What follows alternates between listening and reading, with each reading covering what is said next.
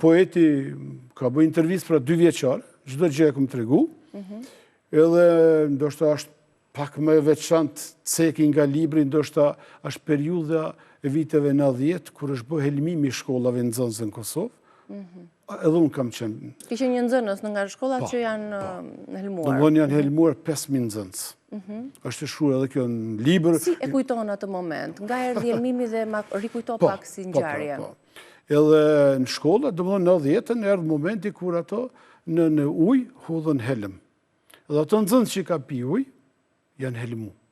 Unë atë ditë kam qenë në spitalin e Gjilonit në praktikë. Pati u humbje jeta të nxënësve?